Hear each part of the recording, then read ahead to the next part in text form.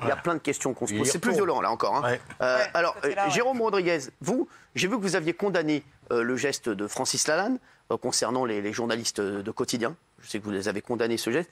Est-ce que vous condamnez le geste de cette personne? On dit que c'est... Je l'ai fait dès cet après-midi via ma page Facebook, de ne pas excuser, de ne pas cautionner ce geste, de peut-être l'expliquer, tout simplement. Est-ce que ça s'explique? Est-ce que ça s'explique? Ça s'explique par le phénomène de violence que nous subissons depuis pas mal d'années, en tout cas en France, et plus précisément depuis 2 ans. Je peux comprendre à un moment donné, du moins entendre, l'exacerbation de certaines personnes et qui en viennent à des gestes violents. Aujourd'hui, j'entends M. Guénaud sur la symbolique du président de la République, je l'entends. Moi, j'ai plus l'impression que c'est l'homme qui se fait gifler et non pas le président de la République. Et qu'en est-il aujourd'hui de la symbolique? Je finis juste ma phrase. Qu'en est-il aujourd'hui? Tu ne peux pas dissocier l'homme c'est le président de la République. Je suis d'accord. Maintenant, qu'en est-il du symbole de la République, de gens qui manifestent dans une démocratie et qui, eux, perdent leur œil? Je n'ai pas vu toute l'Assemblée nationale se lever.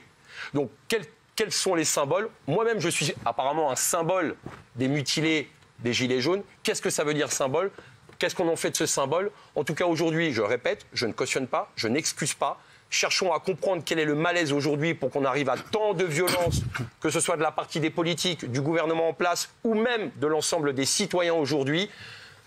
Vous savez, dans un système capitaliste, on m'a toujours expliqué qu'une équipe est à l'image de son responsable.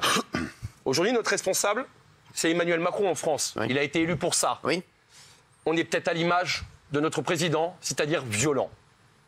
Alors, on va parler dans 2 minutes avec Macao, qui va nous dire aussi ce qu'il pense au niveau de la sécurité. Olive, vous, est-ce que vous condamnez ce geste?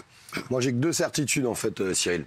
C'est que je ne ferai jamais l'apologie de la haine et de la violence, ne serait-ce que pour ma fille. C'est bien. Et pour l'éducation de ma fille. Oui, ça, déjà, maintenant, je pense que l'acte qu'on a vu aujourd'hui, c'est une réponse à une violence d'État. Une violence d'État qui soit fiscale, sociale et aussi dans la rue par les actes, parce que ce gouvernement a fait. Parce que le responsable de tout ça, c'est Emmanuel Macron. Puis votre gouvernement. Et puis votre gouvernement. On entend partout une montée de la colère, une montée de la haine. Ça fait 3 ans qu'on le répète.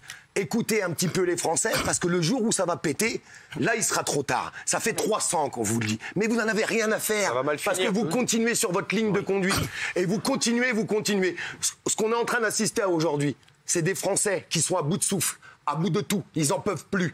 Et un jour, ça finira par exploser. Et ça, c'est triste. Olive,